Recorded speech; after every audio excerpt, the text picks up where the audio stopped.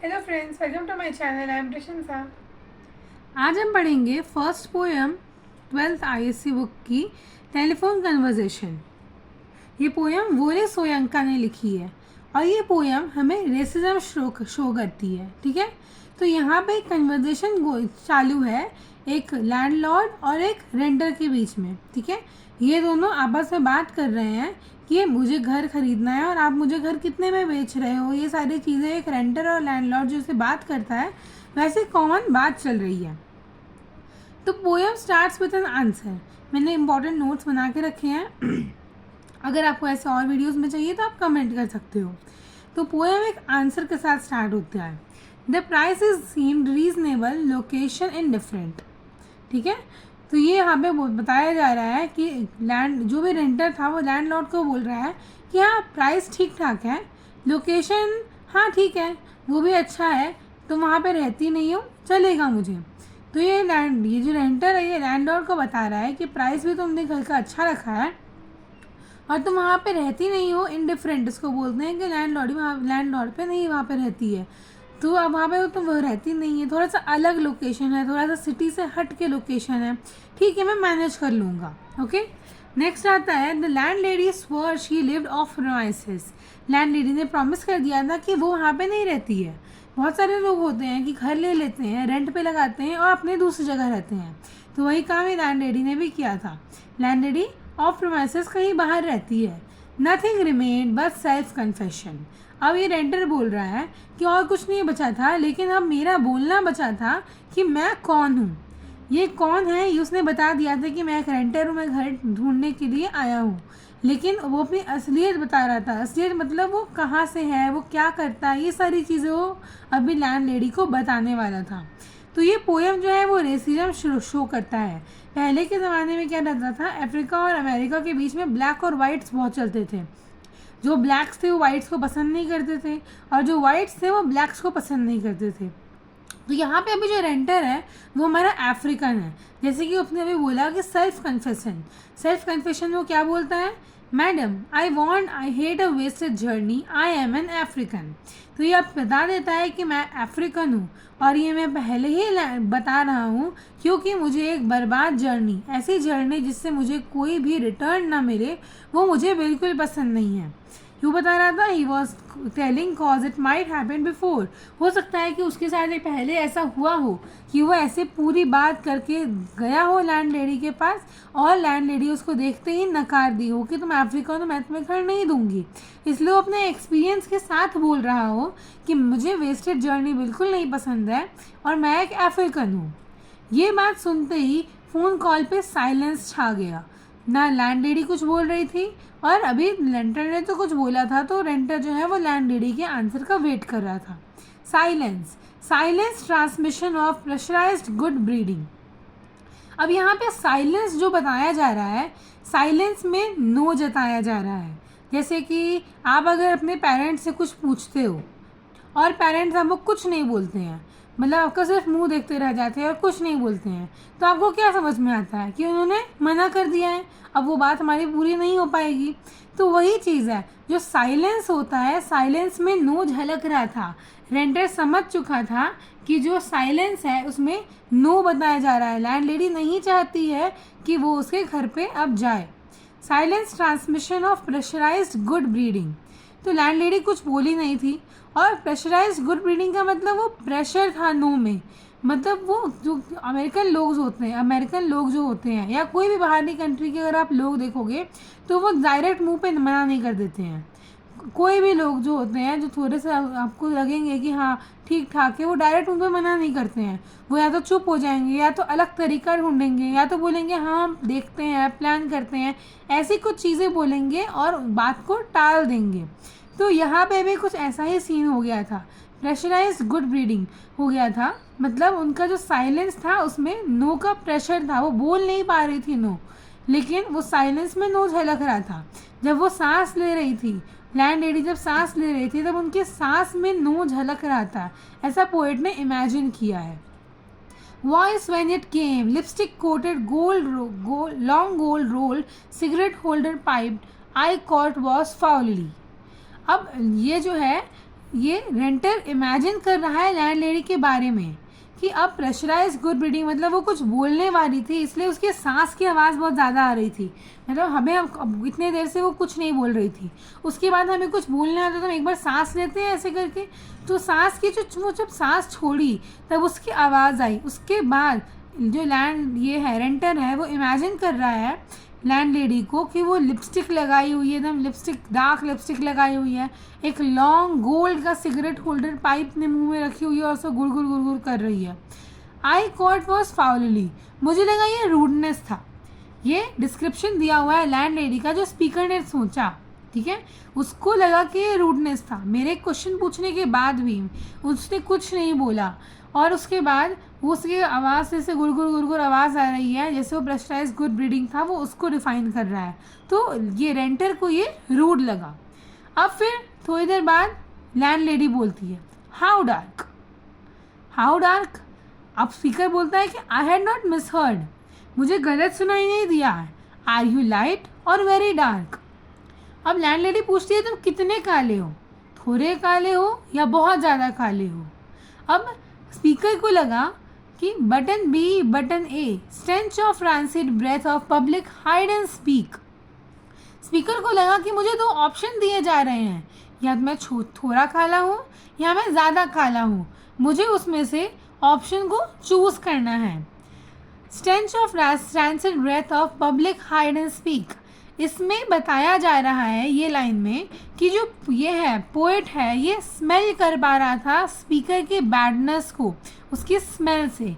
Phone call पे थे वो लोग, उनको स्मेल नहीं आ रहा था, वो लोग एक दूसरे को देखे नहीं थे, कुछ नहीं हुआ था इन लोगों के साथ। लेकिन स्पीकर ने जैसे इमेजिन किया था लैंड लेडी के बारे में कि वो lipstick coated long gold cigarette holder pipe अपने मुंह में रखी हुई है, वैसे ही एक और इमेजिनेशन स्पीकर ने यहाँ डाला है कि वो उसकी बुरी स्मेल, वो जो बोल रही थी उसमें अच्छाई नहीं थी, वो उसकी बुराई कर रही थी, इंसल्ट कर रही थी स्पीकर की।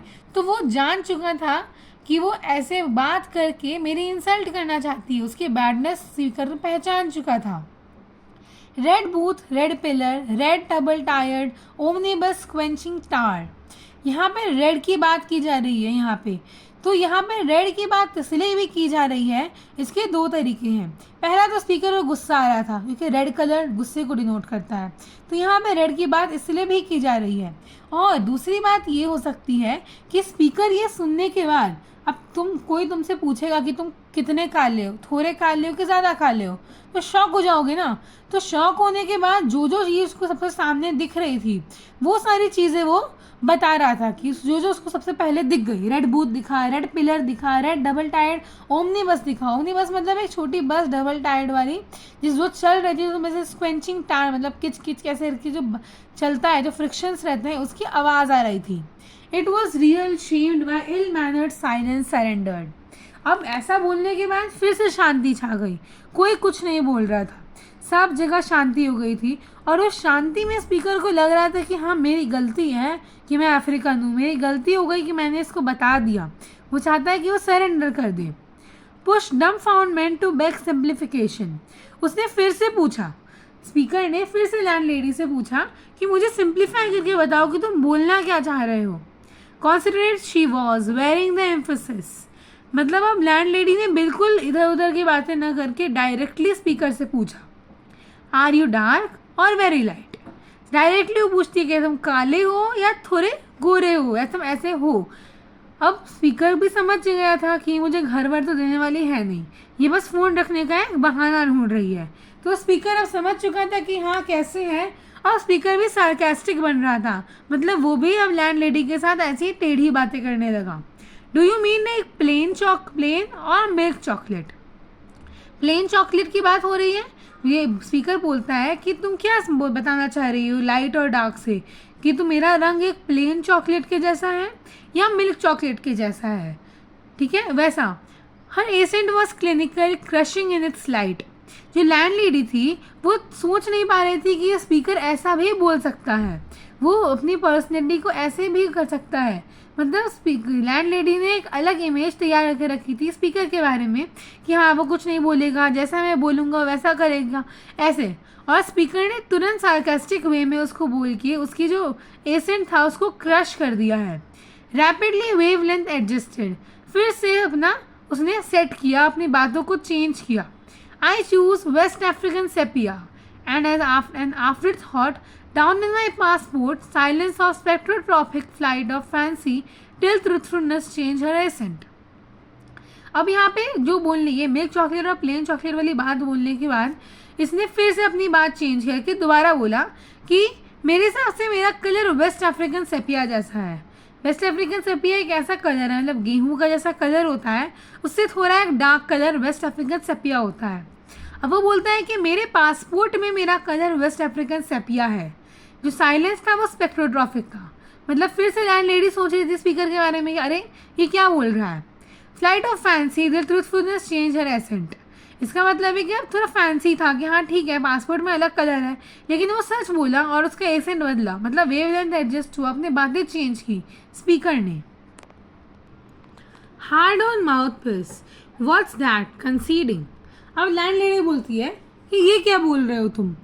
अब ये क्या है, West African sepia, plain chocolate, milk chocolate, ये सब क्या बोल रहे हो.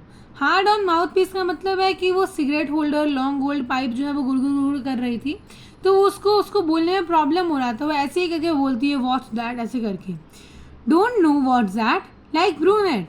ये सेंटेंस स्पीकर बोलता है, तुम्हें नहीं पता है वो क्या होता है. समझ लो ब्रूनेट के जैसा. ब्रूनेट, उसने एक और कलर बताया. ब्रूनेट क्या होता है, जो ब्राउन कलर होता है, चॉकलेट ब्राउन, उसके थोड़ा 2-3 शेड नीचे, थोड़ा 2-3 शेड और लाइटर जाके ब्रूनेट बन जाता है. अब वो स्पीकर बोलता है कि तुम्हें नहीं पता है क्या होता है ये सारी चीज़ें.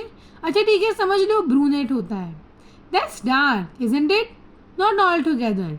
अब लैंड लेडी बोलती है कि ये तो काला हो गया ना, तुम्हें नहीं लगता है थोड़ा ज़्यादा ही काला हो गया है. अब स्पीकर बोलता है कि नहीं, पूरी तरीके से नहीं काला हूँ मैं, फेशियली मेरा रंग ब्रूनेट है, लेकिन आपको मेरा पाम देखना चाहिए, सोल देखना चाहिए, वो पेरोक्साइड ब्लॉन्ड कलर की हैं. स्पीकर अपना हर एक सार्केस्टिक हो गया है और उसने हर एक अपना बता दिया है कि मेरे हर एक बॉडी पार्ट का कलर क्या क्या है. फ्रिक्शन के कारण बैठते बैठते उसका जो बॉटम है पार्ट है वो रेवन ब्लैक कलर का हो गया है. तो क्या बताया, कौन कौन से कलर बताया. उसका फेस जो है वो ब्रूनेट कलर का हो गया है, उसके हाथ और सोल्स ऑफ फीट जो है वो पेरोक्साइड ब्लॉन्ड कलर के हो गए हैं. ब्लैक के ही अलग अलग शेड्स हैं. और क्या बोला है, उसका जो बॉटम पार्ट है वो रेवन ब्लैक कलर का हो गया है क्योंकि फ्रिक्शन था वहाँ पे. और उसके बाद वो बोलता है कि वन मोर मोमेंट मैडम. वो क्यों ऐसा बोलता है वन मोर मोमेंट, क्योंकि उसको समझ में आ गया है कि अब जो स्पीकर ये लैंड लेडी है वो फ़ोन काटने वाली है इतना सुनने के बाद, इसलिए बोलता है कि वन मोर मोमेंट मैम, मैं अपने कान का कलर भी तुमको बता देता हूँ. तो about my ears madam I pleaded I wouldn't rather see for yourself. कान के बारे में बोलता है कि आप अपना ही कान देख लो. आपको मेरी बात अगर सुनने में अच्छी लगती है, कान की बात इसलिए बताई गई है यहाँ पे क्योंकि लैंड लेडी उसकी बातें सुनने के बाद ही ये सारी बातें की. अगर वो बताया नहीं होता अफ्रीकन है कि नहीं है तो ये सारी चीज़ें होती नहीं, इसलिए लैंड लेडी उसके करने के बाद ही ऐसी बातें की. इसलिए यहाँ पे ईयर की बात स्पेसिफिकली की जा रही है. तो यहाँ पे बहुत सारे छोटे छोटे नोट्स बनाए हुए हैं, आप उस नोट्स को अच्छे से रीड कर लेना. कोई भी डाउट हो तो मुझे कमेंट सेक्शन में पूछना. Thank you for watching this video. Like, subscribe and share my channel.